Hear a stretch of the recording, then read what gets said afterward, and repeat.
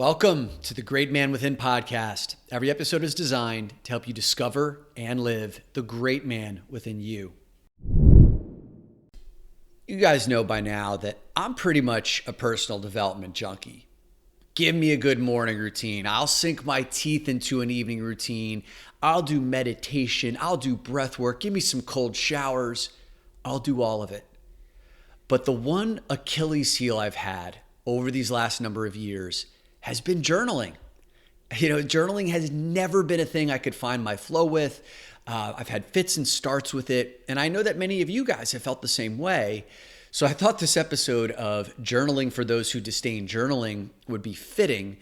And the reason why this is coming to me now is because I'm on day 25 of an 84-day program. And 84 sounds random, but it's a 12-week program. So 7 days in a week, 84 days. Called The Artist's Way. And it's a spiritual path to higher creativity. And every morning I start my morning with journaling. And I thought this was going to be like climbing my own personal Mount Everest, but I have found my stride with journaling, with a particular form that works for me. And what I'm going to be sharing with you in today's episode are, what are the benefits of journaling? What are 3 different forms of journaling you can do? Because one form may work for you, the other 2 may not. And that's what I've had a chance to find is over these last 4 or 5 years, the fits and starts I've had with journaling is because I just didn't find the form that worked for me. It's very similar to meditation, right? There's like an infinite number of forms of meditation, and you may only find 1 or 2 that actually fit for you. The most important part, though, is to keep searching because these tools are extremely valuable. And then at the end of the episode, I'm going to leave you with 10 great man journaling prompts. And I'll put those in the show notes so that you can take those away and start your journaling right as you leave here today. All right, so I want to hit 4 of the benefits of journaling that I have found, even when it's been hard, when it's been challenging, when I've not been able to find a consistent rhythm. When I have sat down to journal, I have found these 4 benefits, and they all begin with the letter C. So the first one is journaling clears the clutter of my mind. Clears the clutter of my mind. Perhaps you've recognized that your thoughts are pretty repetitive.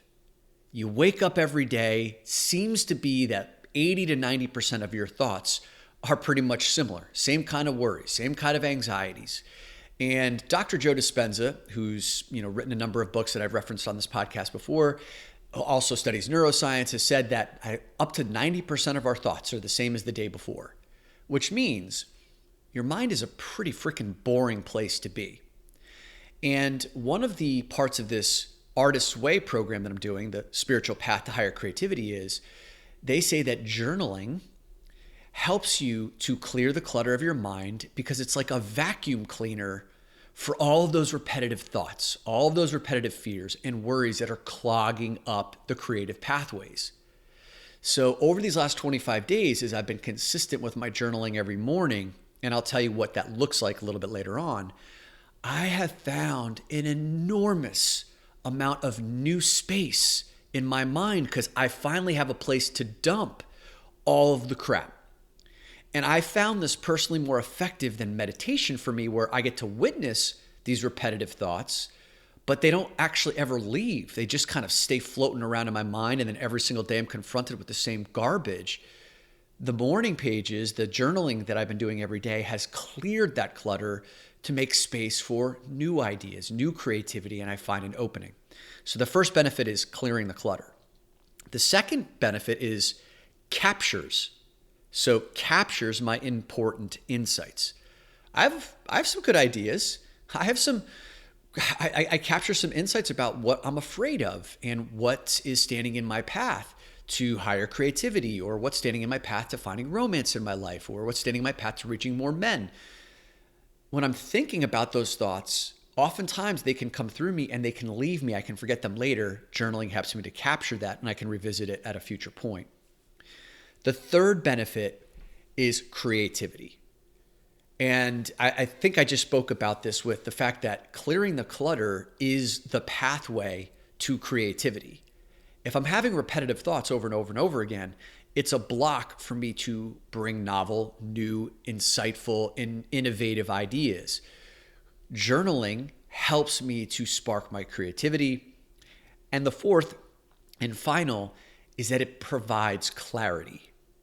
So clarity on what's the next right action I need to take. What do I need to get done today to make today a win? Clarity around what would my great man do instead of what would I do? Clarity. So the four key benefits are clears the clutter, captures important insights, creativity enhancement, and then fourth is clarity. So what I want to share with you now are, here are three, I would say, pretty distinct forms of journaling that you can play with to see if it'll catch hold for you. And I've had to play with all three of these, and I've had various degrees of success with each one of them. And I'll start with the one that I'm doing now, which has really, I think has kind of found my sweet spot. So the three forms of journaling that I will propose to you that you can play with are: number one, stream of consciousness journaling; number two, audio journaling; and then number three, prompted journaling. Number one and number three are written journaling. Number two is you're speaking into a recorder of some kind. So number one, let's talk about stream of consciousness journaling. This is the form that I am going through right now with the morning pages. So the Artist's Way book, written by Julia Cameron, is all about a spiritual path to higher creativity. And there are two really important parts to this 12-week process. Number one is the daily morning pages, which is stream of consciousness writing. And then the second part is going out on these artist dates, where once a week for 2 hours, you take your inner artist out and do something novel, fun, exciting, new. An example of that is I borrowed my friend's toy poodle and spent like 3 hours with the dog at the park, walking it around the city. I bought a box of Legos last week and I put together like a Batman head. So like these things that can just spark ideas, creativity, playfulness. But back to the journaling is in the morning pages, all you do, the only goal is to sit down and write 3 pages of stream of consciousness writing. Stream of consciousness writing means whatever's in your mind, you just put it on paper. You're not looking to make sense. You're not ever going to read these pages ever again. If you don't want to, no one else is ever going to read them. They don't have to be coherent. It's purely a repository for you to take what's in your mind and to put it right down on paper. And sometimes it could be like, I don't have any thoughts. I don't have any thoughts. Where are my thoughts? What's going on with my thoughts? God damn it, I'm frustrated that there's no thoughts coming. And then all of a sudden, something tends to spring loose because that frustration with nothing coming leads to some deeper anger about being blocked, and then you just follow the thread of what's there. Now, sometimes, like you'll sit there and very little will come out. But what I have found over these last 25 days, every single morning of doing this, is there have been, especially at first, I had so many repetitive fears and thoughts about how to reach 10 million men, how to generate more clients, how to reach you guys more creatively, how to overcome your problems and obstacles. And it was just like the same shit over and over and over again. Once that stuff got written down, and I also started writing about potential solutions to it, then there was like a clearing. It's kind of like I'd been living in a warehouse that was just filled with smoke and I couldn't see anything else. And the journaling helped me to like open a window where the smoke just finally left and I could see everything else that was available in the warehouse. Now I could explore. And so over these last 25 days, I've had some really creative ideas. I've actually unearthed some really deep-rooted fears that I didn't even know were there because they were buried underneath the rest of the clutter. And the 3 pages that I write, I bought one of those black composition notebooks that you had, well, at least I had when I was a kid in school. So these 3 pages take me a little bit of time, take me somewhere between 30 to 45 minutes. Now, you may not have that kind of time in the morning. You may not write as small as I write. So you could buy maybe a smaller book. You could write larger than I do, and maybe you can only do 2 pages of this. So you could get it done in 15 to 20 minutes. But even that, will uncork a lot of the crap that's in your mind. And give yourself 14 days of doing this. Do a 3-week experiment of doing this, a 30-day experiment, whatever it is. Just give it a shot, commit to it. And stream of consciousness writing, there is no right, there is no wrong. All it is just your only goal is to transfer what's in your mind and put it down on paper. And that has been what's worked for me. All right, so the second form of journaling is spoken journaling, audio recording whatever's going on in your mind. You can grab your phone and hit the voice memo app and just start recording. Very similar to stream of consciousness, except for instead of writing, you are speaking. And I did this for, 25, 30 days last year, where I would wake up in the morning, brew a cup of coffee, and then I would sit down. I'd close my eyes because I find that it's easier for me to speak and to channel when I close my eyes. And then I just started going. And again, I never recorded these things with any purpose or intent for it to be used, but I found the spoken journaling to be, I would say, easier for me because I've done now 230 episodes, 240 episodes of this podcast. It is a muscle that I've built. I'm also, keynote speaker. So speaking was easier for me, and it may be easier for you too. And what I'd encourage you to do is allow yourself to just speak, and then when nothing's coming to mind, have spaces of silence.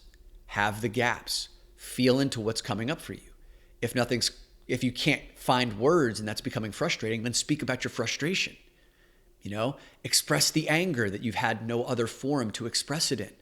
There are buried emotions that you have steamrolled past because you've been working, you've been busy, it hasn't been the right forum to express it. This is your place to let it rip. Some days I found it helpful to just have a topic before I hit the record button. Maybe there was I have a problem with my business and I want to explore it during these 15 minutes that I'm going to be audio journaling. And then I would talk about the problem. I would talk about potential solutions. I would dream about potential solutions. I would criticize my potential solutions, whatever it is. Sometimes I found it helpful to go in with one prompt that I would audio journal about. So you always have that option. You could just do stream of consciousness, speak whatever's coming to your mind, or you can have a couple of prompts that you want to come into the audio recording with. And then the third and final form of journaling that I'll propose for you is prompted journaling. And this means that you have a series of journaling prompts that you are responding to. I had a conversation with one of the men in the mastermind named Marcus Harvey. He's starting with a mastermind 2.0. And he said something really powerful yesterday. He goes, I always like to live my life in a question. There's always a big question that's driving my life. And that got me thinking, it's what are the big questions that I'm answering in my life? And if you ask the right questions, you'll get some beautiful answers. And so journaling prompts, by their very nature, can just be very simple but powerful guiding questions that guide your life. So there's no end to the number of and ways in which you can establish these questions. But because you are listening to the Great Man Within podcast, I'm going to give you 10 great man journaling prompts. And I'll put these in the show notes for you because now you'll have 10 days of journaling prompts if you want to start your own 10-day experiment. So to give you context before we go into the 10 journaling prompts, remember, every man has two lives. The life you currently live and the unlived life of the great man who's within you. The great man within you is the highest potential version of yourself. This is your hero. This is your king. This is the man within you that has lived all that there is to live, that has all the courage that you aspire to have, that has the vision, that lives the purpose that you seek to align with. Have you spent any time getting to know that great man within you? It's been shocking to me how few men have listened to so many episodes of this podcast who have never actually sat down and journaled about this great man, envisioned this great man. Just like how Christians ask the question, what would Jesus do? We ask here, what would my great man do? And so every single day, if you keep a very close relationship and presence with what would my great man do? Am I acting from me or am I acting from my great man? If you can align with that great man more on a daily basis, then your life becomes more purpose-driven. You live your highest potential. You stop repeating old limiting patterns and you break that to become the new, more aligned and intentional man. So these 10 journaling prompts are going to help you to get to know your great man much more effectively or much more closely. So let me give you the first 4 that really hone you in on your great man. Prompt number 1. Envision your great man and describe him physically in as much detail as humanly possible.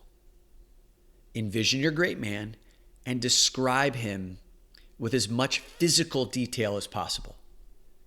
Even as I'm asking this right now, you can start to envision him. Like, my great man looks like a king. He's wearing king's clothing. His spine is straight. He has this powerful presence about him, and yet a lightness to him. He likes to laugh. He likes to play, but he's also not one to be fucked with, you know? So physically, what does your great man look like? Prompt number 2, describe your great man emotionally. How does he deal with his emotions? How does he handle emotions like fear, anger, inspiration, joy, playfulness, spontaneity? How is he emotionally? And you may even want to write a compare and contrast between how you handle your emotions and how your great man handles his emotions. Prompt number 3, describe your great man mentally. What's his cognitive process like? When does he rely on his thoughts? And when does he put his thoughts down so he can rely on his heart or his intuition or his instincts? Compare and contrast how you handle your thoughts and what your mindset is like. Do you get into negative mindset spirals? How does he, your great man, handle stress and negative thought spirals? Does he even get into them? Or when he does, what are his techniques for getting out of that downward spiral? Prompt number 4, describe your great man spiritually. Now, spiritually for you could mean religion. It could mean the very word spirituality, or it could just mean purpose. Is your great man living his purpose? And what is that purpose? Who is he in service of? What is he in service of? Compare and contrast that to how you show up right now and how aligned you are spiritually or not, and what you aspire to be with your great man. By the end of those 4 prompts, you should have a fairly strong and tangible picture of who your great man is. And that allows us to go into these next 6 journaling prompts where we focus on the 3 biggest energies that the men in our masterminds are working on. These are the 3 energies that sabotage most men, but the men that we admire most have mastered these 3 energies. These are the men who can handle crisis, who can handle criticism, who can handle tough conversations. These are the men who can find calm in the eye of the storm. And these 3 big energies are fear, anger, sexual energy. So we're going to journal about fear, anger, and sexual energy. So journaling prompt number 5 around fear. What is a recurring fear that you have, and what are the ramifications of allowing that fear to continue to run your life? What is a recurring fear that you have, and what are the ramifications of allowing that fear to continue to run your life? Question number 6 is, how does your great man handle that fear? And what guidance would he give to you to handling it? How does your great man handle that fear? And what is his guidance to you to handle that? Journaling prompt number 7 is about anger. What is your relationship with anger like? And how is that relationship impacting your life? What is your relationship with anger like? For some guys, it's they suffocate their anger. They bury it until they explode later, or they explode right away, and then there's shame and then there's guilt. What is your current relationship with anger like? And how is that relationship with anger impacting your life? Prompt number 8 is, what is your great man's relationship with anger? How does he handle it? And what guidance does he have for you? Okay? What is your great man's relationship with anger? How does he handle it? And what is his guidance for you? Journaling prompt number 9 around sexual energy. What feels good about your sex life right now? And what would you like to improve? What feels good to you about your sex life right now? And what would you like to improve? And then finally, prompt number 10 is, what is your great man's sex life like? And how is it similar or different to what your sex life is? And what guidance would he have for you to getting to where he is? So final prompt is, what is your great man's sex life like? And get as detailed as you can here and dream big, because this is your great man. This is your fullest potential. This is everything you've ever wanted. So how does he handle mishaps in bed, right? Like maybe your erection goes soft or you pop off too early. How does he handle that stuff? Hey, maybe your great man never has that happen to him. My great man does, because he's also human. And instead of him handling it with shame, he teaches me how to handle it with grace and play and fun and learning how to embrace that as an imperfect human being. My great man is not like some superhero. He's a real life human being in terms of his capabilities are ones that I can eventually embody. He's just my fullest potential version here, right? So I'm not concocting some fantasy that I can never attain. Get as detailed as possible with what your great man's sex life look like and see if he has any guidance for you about how to get there. All right, so I've given you a lot to work with here, right? We've talked about the 3 different forms of journaling that you could take on. Number 1 is the stream of consciousness journaling, right? Just sit down, let your pen hit the paper, write for 2 pages. There's no right, there's no wrong. Just get the gunk, the repetitive crap, the fear, whatever, or whatever's most present for you, get it out onto a piece of paper. The second is the audio journaling. Speak it into a recorder, let yourself be heard. If you need a prompt in advance of that, something that you want to dig into, then go for it. Otherwise, you can also just do stream of consciousness, whatever's coming up for you. And then the third and final form is the prompted journaling. I just gave you those 10 great man prompts, which are also in the show notes, that can give you at least 10 days of journaling so that you can develop this practice. Joan Didion, who's an author, very well respected and known, once said, I don't know what I think until I write about it. And I have found this to be true, that there are a lot of nebulous, unclear feelings and thoughts that are driving my behaviors, that are affecting my mindset and my well-being, that it's only when I've sat down, especially over these last 25 days of a consistent practice, and written about it, have I been able to uncover what it is that I think, what it is that I feel. And that has provided me with the clarity. I've cleared the clutter. It's enhanced my creativity. And it has given me an opportunity to capture my insights about what's going on inside of me, and also to be able to share that with you. This entire episode actually came as a result of doing the morning pages journaling this morning, the stream of consciousness writing. After I spent, 20 minutes of clearing the clutter, and then I said, okay, I've got to record a podcast today. Boom. The idea fell out of me in like 10 or 15 minutes, right? All the structure, the entire outline, and then I'm here right after finishing it, recording this episode. That is a very powerful process for creativity, for getting things done, and it feels light, it feels easy. And as always, I'm going to invite you over to the Great Man Within Facebook group, which I've linked in the show notes, to let us know what you thought about this episode, to let us know any successes that you may be having with journaling. We always want to hear about best practices, or if you're having any problems or obstacles that you need help troubleshooting, that's the place to get it done. We'll see you in there.